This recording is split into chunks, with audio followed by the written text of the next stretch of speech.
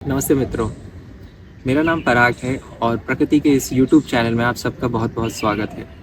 जैसे कि आप सब जानते हैं कि हमने पिछली वीडियो में आपको बताया था कि हम ऐसे कई लोगों से आपको मिलवाएंगे जो प्रकृति के लिए कार्य कर रहे हैं, जो गौ से आधारित कुछ कार्य कर रहे हों या किसी भी ऐसे क्षेत्र में कार्य कर रहे हों जो इनडायरेक्टली डायरेक्टली पर्यावरण को कुछ अच्छा देने के प्रयास में हों। तो इसी श्रृंखला में सबसे पहले हमने कृष्णदास कर्मयोगी जी से भेंट की, जो एज ए करियर वाइज वो प्रोफेशन से एक योगी हैं।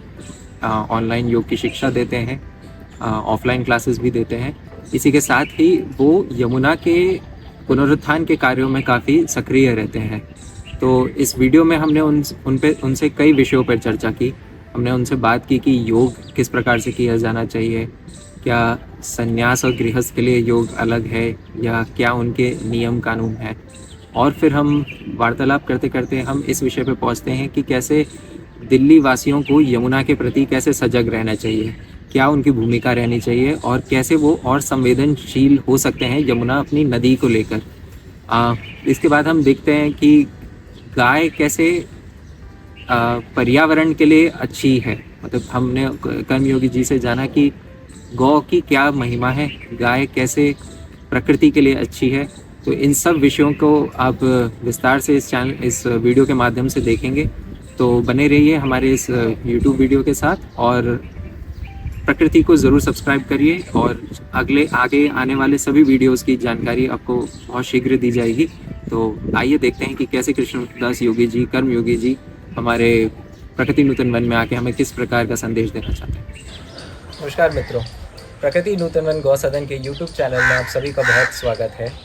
तो इन वीडियोस की प्रथम श्रृंखला में हम एक ऐसे व्यक्ति से मिलेंगे जो योग के क्षेत्र में अभी कार्य कर रहे हैं और आज इस प्रथम वीडियो में हमने ये स्थान चुना है जो पूरी गौरज से भरा हुआ है।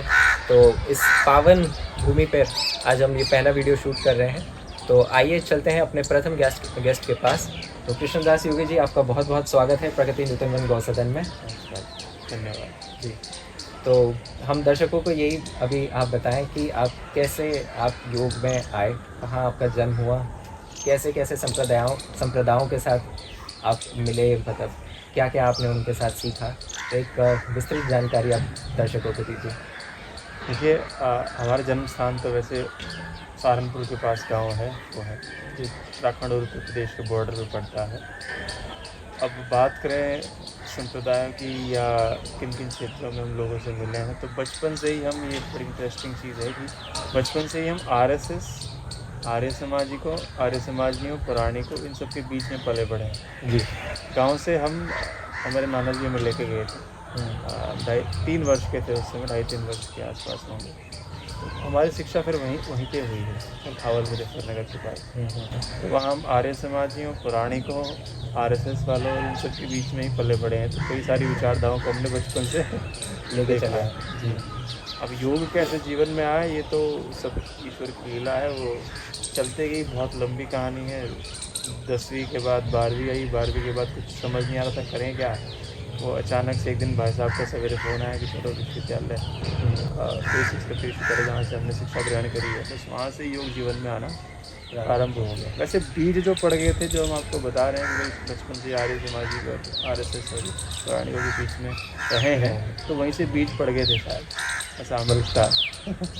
तो आपको कभी ये नहीं लगा कि जैसे आर्य समाज एकदम ही जो सनातन में जो बहुत ही 1,500-2,000 सालों से जो उनके चलते आ रहे हैं, उनका इतना विरोध करते हैं, तो कहीं तो आप देख रहे होंगे कि आर्य समाज से हमें आपको ये देखने को मिल रहा है कि मूर्ति पूजा ना करें या और भी चीज़ें ना करें, और पौराणिकों से ये मिल रहा है कि ये सब करें ना करें। तो आपने कैसे उसमें क्या आपने जैसे मधुमक्खी शहद ले लेती है हर फूल में से थोड़ा थोड़ा, तो किस प्रकार से आपने ये छटनी की कि मुझे ये ग्रहण करना है, ये नहीं ग्रहण करना।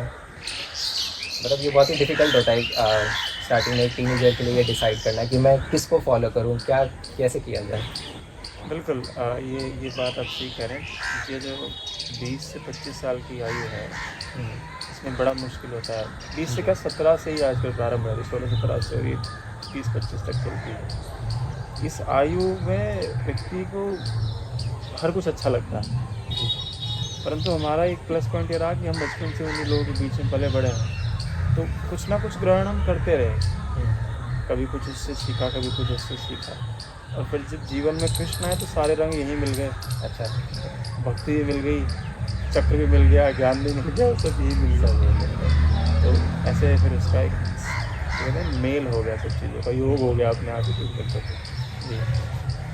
तो योग आप जैसे बता रहे हैं कि आपने 12वीं के बाद आपने योग एक करियर के तौर पे परस्यू किया, मतलब उसी में ही आपने अपना प्रारंभिक, जैसे हम एक बैचलर्स डिग्री कहते हैं, जिससे आपने शुरू कर दिया था। तो आपको क्या लगता है कि योग आज के लोगों को कैसे प्रस्तुत किया जा रहा है? मतलब एक तरफ वो लोग हैं जो ऋषियों का योग लोगों को प्रस्तुत कर रहे हैं, एक तरफ वैसे हैं जो अपना ही इम्प्रोवाइज़ करते जा रहे हैं कि योग में ये ऐड कर दिया, योग में कुछ और ऐड कर दिया, योग के पीछे शब्द लगा दिया और अपना ही योग निकाले जा रहे हैं। तो इसमें आपको क्या लगता है कि कैसा योग हमको आज के युवाओं को और लोगों को प्रस्तुत करना चाहिए? मतलब इसमें आप अपनी क्या भूमिका दे रहे हैं, या आप किन ऋषियों को ज़्यादा फॉलो करके योग सिखाते हैं?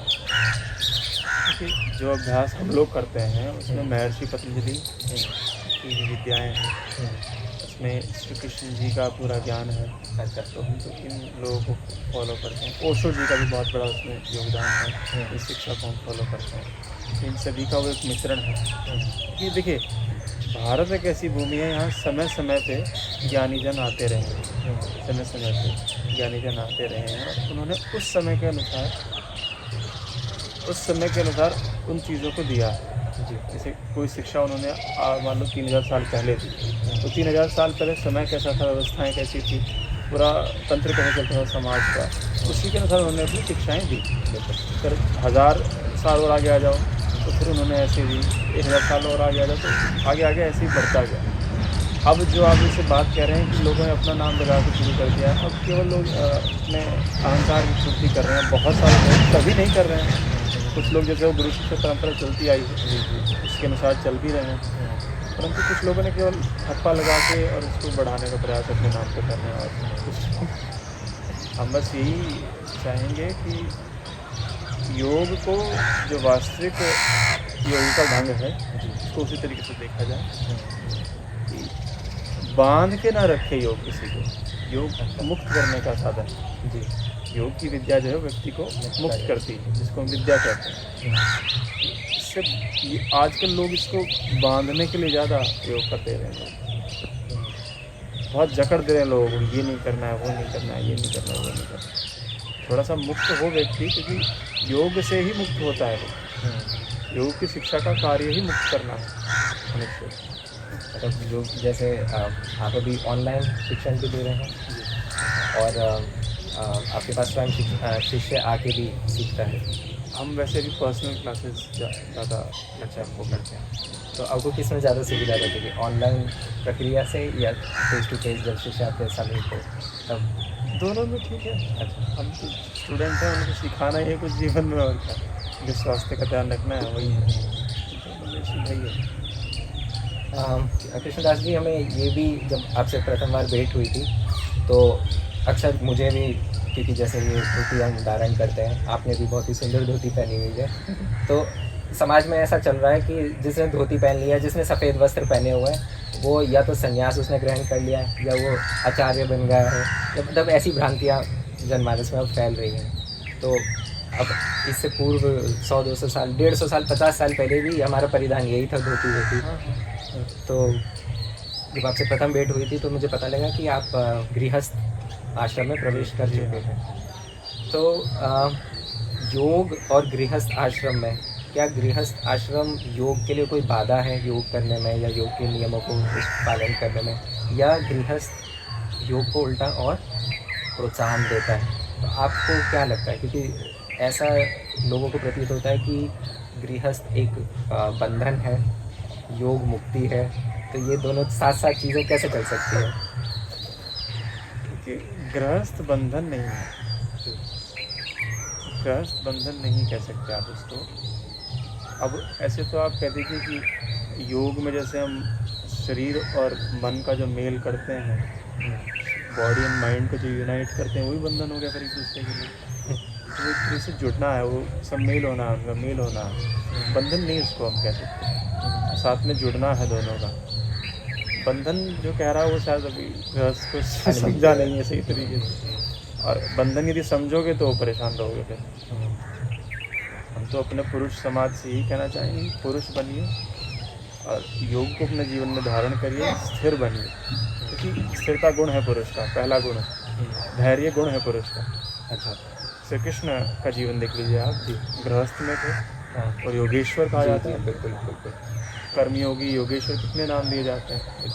तब तो इनसे आप प्रेरणा ले सकते हैं। ये सबसे बड़े उदाहरण है। हाँ, सबसे बड़े योगेश्वर उदाहरण होते हुए गृहस्थ जी, गृहस्थ होते योग का पालन किया। श्री राम को देख लीजिए, वो भी योगी उनका आप कह सकते हैं, चरित्र। हाँ, चरित्र से वो योगी कह सकते हैं। पूर्ण रूप लोग श्री कृष्ण को कहते हैं, परंतु राम जी ने भी योग का पालन किया अपने जीवन में, गृहस्थ में रहते हुए। तो कोई बंधन नहीं। देखिए जैसे मन और आत्मा का योग है, वैसे ही आप पुरुष और स्त्री का योग। देखिए, पुरुष को पुरुष ही स्त्री बनाती है। सही बात तो है। उसके बिना तो वो खुला सांड घूम रहा है, नहीं तो उसको पुरुष ही वो स्त्री बनाती है, उसमें ठहराव लेके आते। यदि आपको उचित समस्या हो रही है तो फिर समस्या हो जाएगी, फिर तो जीवन दूभर हो जाएगा। क्योंकि आजकल ये ज़्यादा हमें देखने को मिलता है कि गृहस्थ में अच्छा खासा उसका जीवन चल रहा है और कहीं से उसको ऐसी शिक्षा, या फिर उसको मैं शिक्षा भी नहीं कहूँगा, खैर उसको ऐसा प्रतीत होने लग जाता है कि योग करने के लिए मुझे अपना गृहस्थ जीवन अब छोड़ देना चाहिए।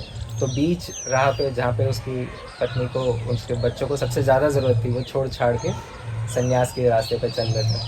तो ये सही नहीं है, मतलब एक तरीके से, जैसा आप भी कह रहे हैं कि यहाँ आर्य समाज, जैसे आर्य समाज काफ़ी वेदों का प्रचार करता है। जी। तो उनकी एक बात बहुत अच्छी है कि वो वर्णाश्रम की व्यवस्था को अभी भी कहते हैं कि वर्णाश्रम को आप दोबारा स्थापित करें। और उसके जो आश्रम व्यवस्था है कि आपका ब्रह्मचर्य आश्रम, आपका गृहस्थ, फिर आपका वानप्रस्थ, फिर संन्यास, इसको स्थापित करने की बात करते हैं। एक समय है, आप गृहस्थ में आए, गृहस्थ के बाद वानप्रस्थ भी आएगा। अभी आप गृहस्थ भी वानप्रस्थ होने की सोचने कुछ करा है नहीं जीवन में, स्किप कर रहे हैं। स्किप करना चाह रहे, स्किप की आदत पड़ गई ना, स्किप सही है। और या रील स्किप कर रहे हैं पूरी, तो आदत पड़ गई है, स्किप करना चाह रहे हैं, परिश्रम नहीं करना है, धैर्य के साथ टिकना नहीं है एक जगह, कभी यहाँ कभी वहाँ। अब समस्या लोगों की भी नहीं है, देखिए बिगाड़ आना काफ़ी समय से शुरू हो गया और बिगाड़ आते आते अब चीज़ें सुधरेंगे, जहाँ सुधरनी शुरू होंगी।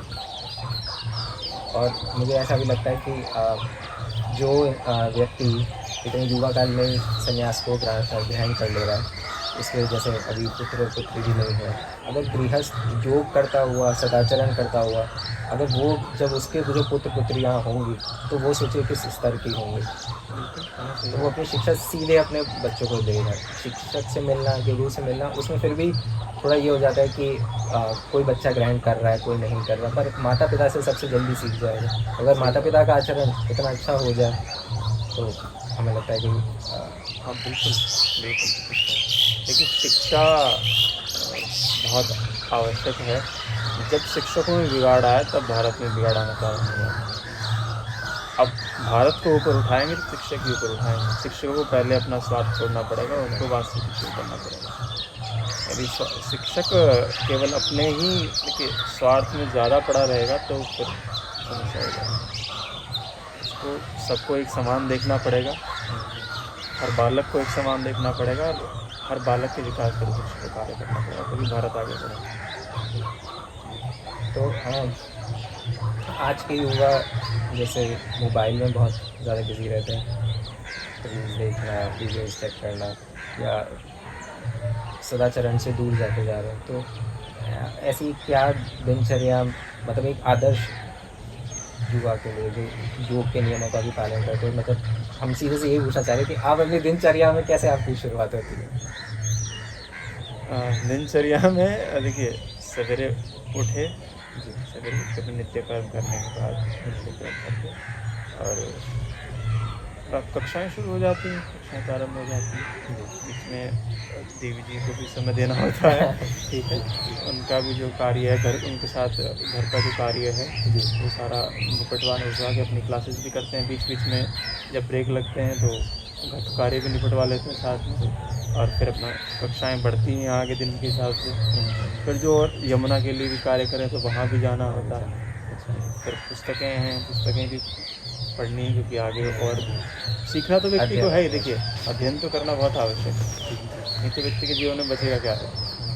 उसके बाद ऐसे चलती है, शाम हो जाती है, रात्रि हो जाती है, ये करते करते फिर बेटी जी आ जाते हैं शाम को अपने जॉब से, और फिर साथ में समय व्यतीत होता है। फिर रात हो जाती है, फिर अगला दिन ऐसे चलता रहता है। और मतलब बैलेंस बना के चलते हैं, बैलेंस बिजनेस का भी और जो बनाना career पड़ेगा, का। वो तो बनाना ही समझ चाहिए। लेना सब चीज़। क्योंकि व्यक्ति की अभी तो, पहले तो राजाओं की कई पत्नियाँ होती थी, अब तो केवल एक ही होती है। यदि एक पुरुष उसको भी ना संभाल पाए तो फिर क्या करेगा, हैं? क्या लाभ? यदि उसका भी ध्यान हम ना रख पाए तो फिर क्या लाभ?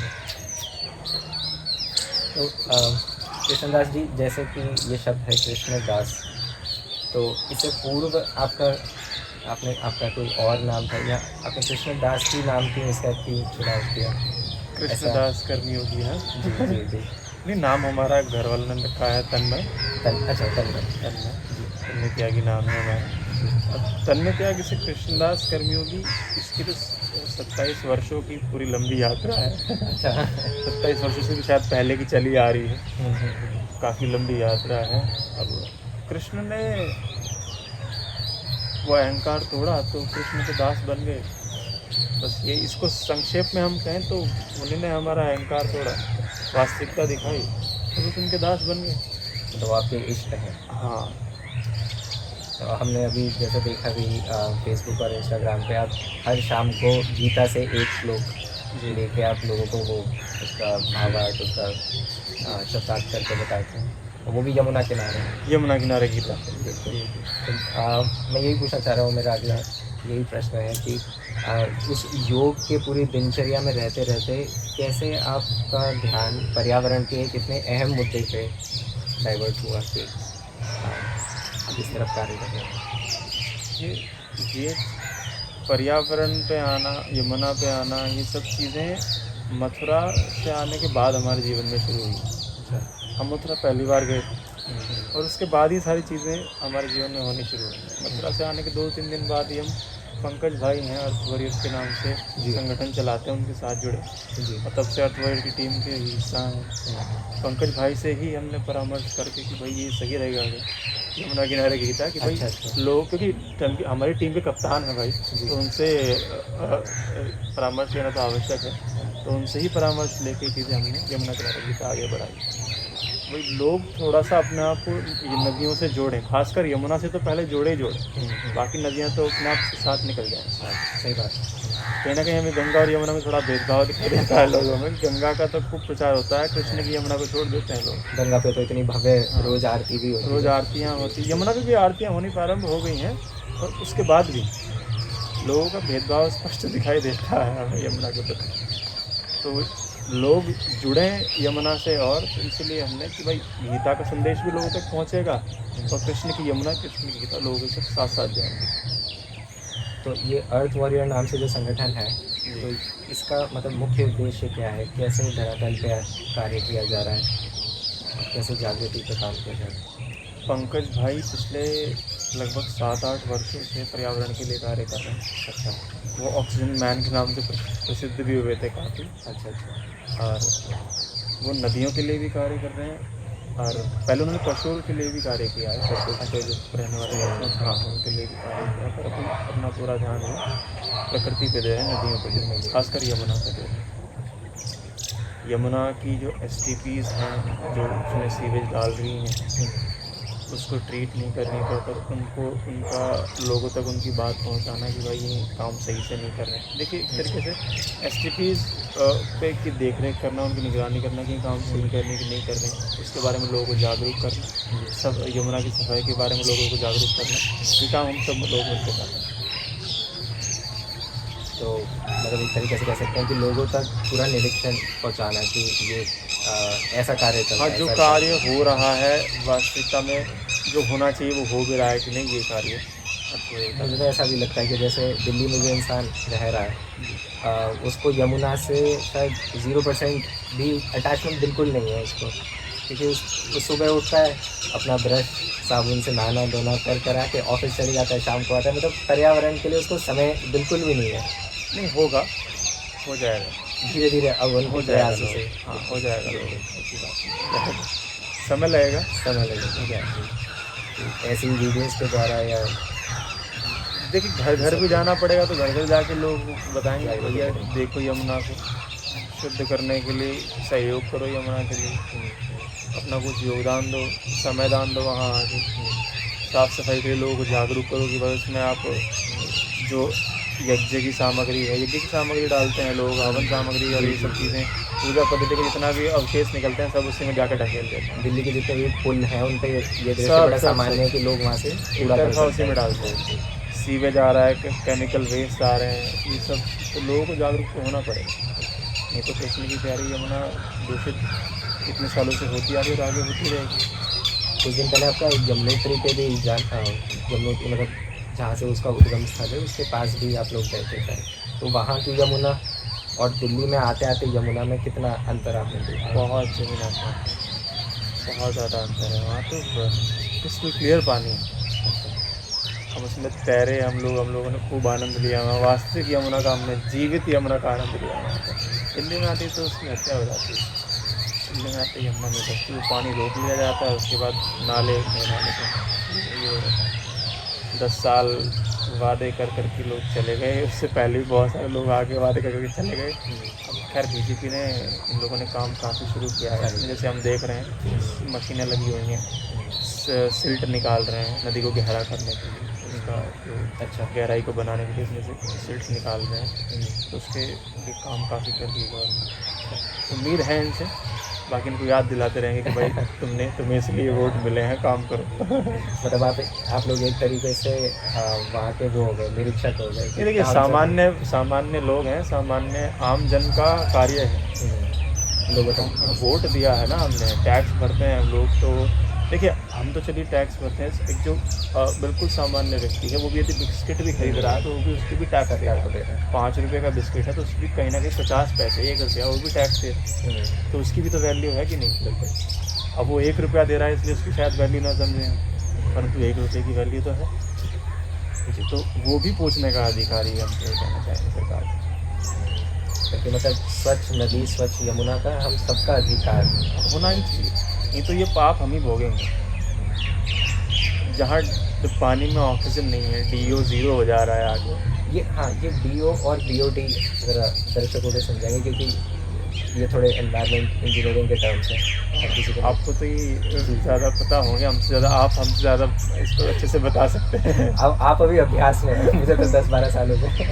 ये तो सामान्य कि डिज़ोल्व ऑक्सीजन, पानी में ऑक्सीजन की मात्रा कितनी है, तो उसमें जो जीव रहते हैं, जल जीव रहते हैं, उनको सर्वाइव करने के लिए नेचुरल इसका वाटर की क्वालिटी बनाए रखना। अब BOD क्या है? BOD बायोकेमिकल ऑक्सीजन डिमांड होती है, जो ऑर्गेनिक मैटर उसमें जाता है, उसको पचाने के लिए बैक्टीरिया को कितनी ऑक्सीजन चाहिए होगी, वो BOD का लेवल होता है। अब दिल्ली में BOD बहुत जगह सामान्य जितना होना चाहिए उससे कहीं गुना है, मतलब इतना बैक्टीरिया है, इतना वेस्ट है उसमें कि बैक्टीरिया को बेचारे को ऑक्सीजन चाहिए, लेकिन वो मिल नहीं रही है, DO 0 हो रही है, उस बैक्टीरिया को मिल ही नहीं पा रही ऑक्सीजन। देखिए प्रकृति पे आप खूब कार्य करते हैं, प्रकृति की साइकिल जो ऐसे चलती है वो अपनी सफाई स्वयं कर लेती है। सही कह रहे हैं। यदि हम उसमें कचरा न करें, कचरा करने वाले हम हैं, हम लोग करते हैं कचरा, प्रकृति तो अपनी सफाई खुद कर लेती है, उसने सब व्यवस्था बनाई हुई है। हम अपने आप को समझते हैं कि हम बहुत स्मार्ट हैं, हमें ये करना पड़ेगा, हमें वो करना पड़ेगा। अरे तुम प्रकृति को उसके हाल पे छोड़ दो, वो अपने आप कर ले, तुम उसमें कचरा और ना भरो, बस इतना करो। कोरोना में भी जैसे हम सब ने देखा था कि वायु प्रदूषण एकदम से घट गया था। हाँ, नदियों का स्तर इतना अच्छा हो गया था, हम जल स्वच्छ हो गया था। समझते नहीं हैं कि हम अपने आप को बड़ा समझने लगते हैं प्रकृति से कि हम बहुत बड़े हैं, हम ये हैं, जो प्रकृति हमें याद दिलाती है कि ये तुम्हारी असली औकात है, यहाँ रहो।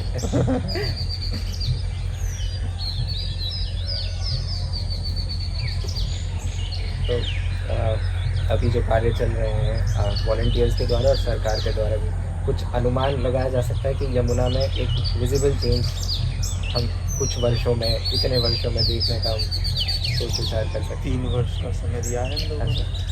अच्छा हाँ 3 वर्ष का बोला है, कहीं जगह कहीं पर स्टेज से बोला है इन्होंने 3 वर्ष, और लगता है करेंगे 3 वर्षों में हमें लगता है, हमें आशा है कि जिस स्पीड पर काम कर रहे हैं करेंगे। बाकी जहाँ इनसे गलतियाँ होंगी वहाँ इनको याद दिलाते रहेंगे भाई ये गलती आप लोग कर रहे हो, ऐसा ना करें। क्योंकि देखिए ऊपर से तो ऑर्डर आ गया, नीचे उसको इम्प्लीमेंट करने वाले तो बहुत सारे लोग हैं। सरकारी व्यवस्थाएं कैसे चलती हैं आपको पता, हमें पता, लोगों को पता। तो वो नीचे वाले लोगों को याद दिलाना हमारा काम है कि भाई इसको ऐसे नहीं ऐसे करिए। क्योंकि ऊपर तो लोग देखिए, ऐसा नहीं कि कोई भी सरकार काम नहीं करना चाहती, काम सब करना चाहते हैं। हम तो सरकार को दोष दे देते हैं कि भाई ये नहीं काम करना चाहते, निकम्मे हैं, फलाना है। काम सब करना चाहते हैं, पर वो ऊपर से लेकर नीचे तक, वो ग्राउंड तक जब आ रही है व्यवस्था, वो सही तरीके से वहाँ तो बनी, लेकिन यहाँ तक उसी तरीके से पहुँची, उसमें बड़ा अंतर पड़ जाता है।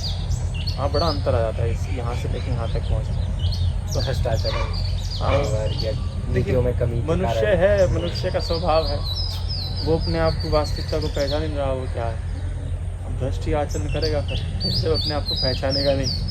तो हम तो यही प्रयास करेंगे उनको वास्तविकता बताएंगे, भाई तुम मनुष्य हो, तुम्हारा काम नहीं है भ्रष्ट आचरण करना। जी, जैसे हम देखते हैं जैसे ब्रिटेन में इतनी नदियों का मतलब स्वच्छता एक अलग ही लेवल पर देखी जाती है कि पानी इतना क्रिस्टल क्लियर है।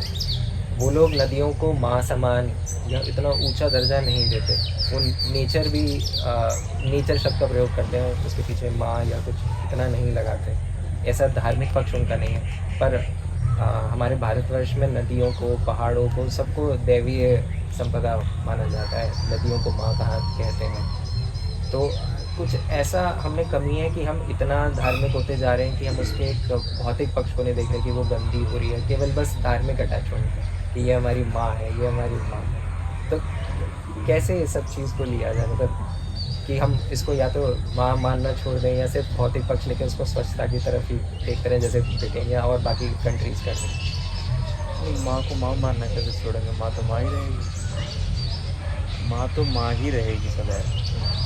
देखिए उसको आप माँ मानना वो आपके बस की बात है ही नहीं, आप छोड़ दीजिए फिर भी माँ ही रहेगी। वो आपका पालन पोषण फिर भी करेगी, तो प्रकृति हमारा पालन पोषण करती रहेगी, इसलिए इसको माँ कहा जाता है। इसलिए हमारी संस्कृति में इसको माँ कहा जाता है। हम स्वार्थ से भरे हुए हैं।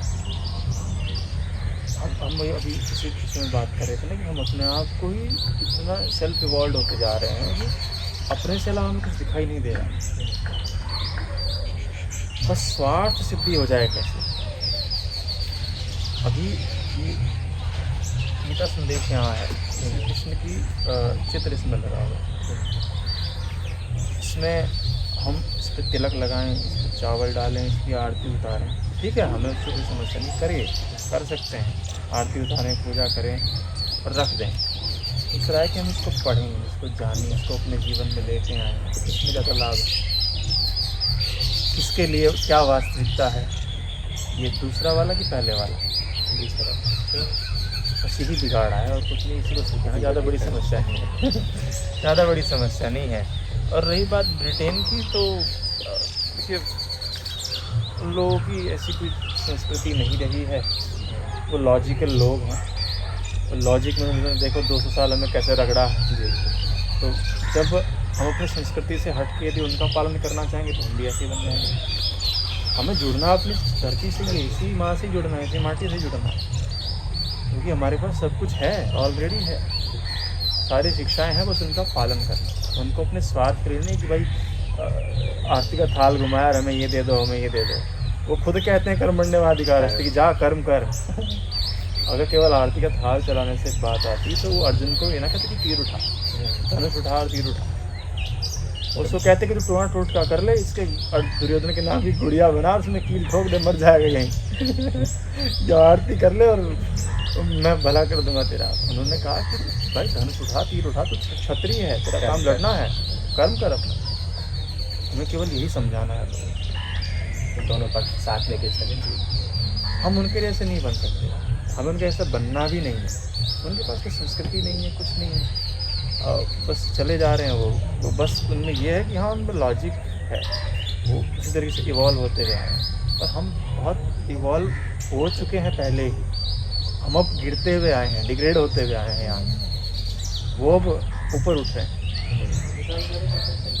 तो इस तरीके से हमें अपनी जड़ छोड़नी नहीं है, जड़ पकड़ के रखनी है, तभी वृक्ष बड़ा बनेगा, तभी हमारा देश एक वट के समान फैलता जाएगा। जड़ छोड़ेंगे समस्या हो जाएगी। तो एक माँ हमारी एक और है, जैसे यमुना माँ है, वैसे ही हमारी गौ माँ है। जी और आप भी जैसे आपने पूरा निरीक्षण किया हमारी गौ सदन का, तो देसी गायों पे काम कर रहे हैं और ये गौरज पे आज हम बैठे हुए हैं यहाँ पे। जी। तो आपको क्या लगता है कि गौ माता का पर्यावरण, प्रकृति और लोगों के स्वास्थ्य पे, मतलब गौ माता की क्या भूमिका है? कितना अगर इंसान गौ माता को अपनाए, अपने जीवन में उतारे, क्या लाभ ले सकता, क्या लाभ उसको मिल सकता है, क्या समाज को मिल सकता है? देखिए, गौ हमारी संस्कृति का बहुत ही महत्वपूर्ण अंग रही है पहले से। अब संस्कृति का एक बहुत बड़ा पक्ष यदि आप संस्कृति से दूर हो जाएगा तो नुकसान होगा। अब जैसे हम स्वार्थों की बात कर रहे थे, वैसे ही लोगों ने गौ के साथ भी करना प्रारंभ किया। हमें यहाँ देख के बहुत अच्छा लगा कि आपने पूरे गौवंश को संभाल के रखा है और आप उसका सदुपयोग कर रहे हैं। आपके जो नंदी महाराज हैं, उनसे आप तेल निकालते हैं कोलों, क्योंकि उसके पास वो बल है। यदि आप उसको उससे वो काम नहीं करवाएंगे तो वो क्या होगा फिर? अनियंत्रित हो जाएगा, तो यूज़ नहीं रहेगा। ये तो काम आप हमसे ज़्यादा जानते हैं, पर इसकी शिक्षा आप लोगों को दीजिए अपने माध्यम से कि भाई ऐसे आप गौ संवर्धन कर सकते हैं और प्रकृति का हिस्सा बन सकते हैं। क्योंकि गौ की बहुत महत्ता है हमारी संस्कृति। और ये गौ जो है, देसी गाय की जब हम बात करते हैं, हमारी भारतीय गाय जो है, इनका आपने इमोशनल लेवल देखा होगा, मनुष्य से कुछ थोड़ा ही कम है, बहुत थोड़ा सा ही कम है। यहाँ हाल में अगर आप देख रहे हैं तो मनुष्य के समान भी आप इसे कह सकते हैं। इनमें वो भावनाएं हैं, बस ये 4 पाँव वाले हैं, हम 2 पाँव वाले हैं, हमें थोड़ी बुद्धि एक्स्ट्रा दे दी है। तो हम इनके जो इमोशनल स्तर है वो हमारे जैसा ही है। अब जब एक प्राणी आप ही के सदृश है, बस केवल क्या अंतर है कि बुद्धि का अंतर है। हम समय के साथ इवॉल्व करके और आगे बढ़े हैं, और ये 4 पैरों पे भी चल रहे हैं। केवल वही अंतर दिखाई है। यदि गौ के साथ लोग जुड़े रहेंगे तो भारतीय संस्कृति बनी रहेगी, धरातल पे बने रहेंगे, प्रकृति के साथ बने रहेंगे। लेकिन यदि जो हमारी जो भावनाएं हैं वो हमसे छीन जाएंगी तो समस्या हो जाएगी। जो हमारी मूल भावना है, मूल भाव है, भावनाएं तो शायद सही शब्द नहीं होता, मूल जो हमारा भाव है वो हमसे छीन जाएगा तो कुछ समस्या हो जाएगी, जो कि आजकल हो भी रही है। हमारे साथ भी ऐसे कई इंस्टेंस हुए हैं जिसमें मतलब आश्चर्य होता है कि गाय को कैसे, हमसे पहले कैसे पता लग गया कि ये विपदा हमारे ऊपर आने वाली है, ऐसी मतलब सिमिलर विपदा हम पर आने वाली है और वो ले लेती है। मतलब जैसे परिवार में किसी को लगने वाली हो तो अक्सर ऐसा हुआ है कि गाय को, उससे पहले किसी एक गाय को यहाँ पे बहुत मतलब गंभीर रूप से घायल हो जाती है और उसके कुछ ही क्षण बाद घर का भी कोई व्यक्ति ऐसा देखने को मिलता है कि उसको भी कहीं चोट आई है या कुछ किसी विपदा से वो बच गया है। तो एक बार हो, 2 बार हो तो हम इसको मान लें कि ऐसी हम कोइंसिडेंस है, पर हमने कम से कम 10-20 बार ऐसा देख लिया। तो इस गऊ में मतलब ऐसी एक ऊर्जा है जो मतलब ये समझ जाती है कि मैं अपने बच्चे के कष्ट सहूँगी। देखो ऐसा है कि जीन्स की जब हम बात करते हैं, जीन्स में मेमोरीज तो होती है ही। जी जी, इस समय के साथ जैसे हम देख रहे हैं, हमारे पुरखों ने प्रकृति देखी, ऐसे ही इन्होंने भी देखी।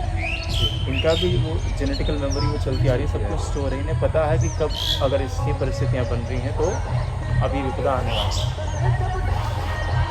ऐसे हमें पता है बहुत सारी चीज़ें, ऐसे ही इनको भी पता है प्रकृति के बारे में, मनुष्य के व्यवहार के बारे में। इसलिए मनुष्य के सबसे नज़दीक ये गौ माता।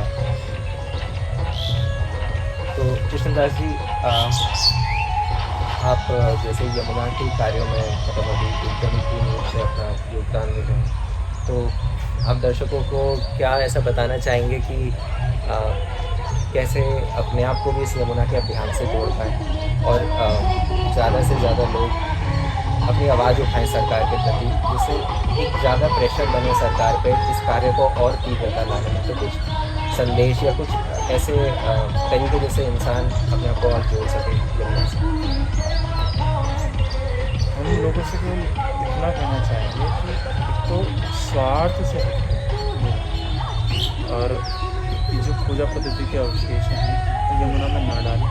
अच्छा। यमुना को और दूषित ना करें, क्योंकि ऑलरेडी बहुत दूषित हो चुकी है। दूसरा, पंकज भाई के साथ जुड़ी और रोहित के साथ जुड़ी, क्योंकि हम लोग सफाई का भी काम कर रहे हैं और सफाई के साथ साथ STPs बेहतर काम कर रहे हैं। हम ये भी दायित्व अपना समझ रहे हैं कि और ये कार्य हम अपना कर रहे हैं कि STPs जो काम उनका है वो सही तरीके से करें। अभी भी बहुत सारी STPs जो हैं वो सीधा सीवेज ही बहा दे रही है, सीधे सीवेज ही बहा दे रही है, सीधा नाला ही बह रहा है। तो आप लोगों से केवल यही संदेश है कि साथ जुड़ के और इस आंदोलन में योगदान दें। इतना होगा।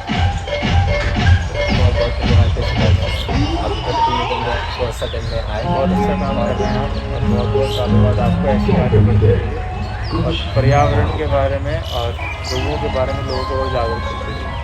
बहुत बहुत धन्यवाद।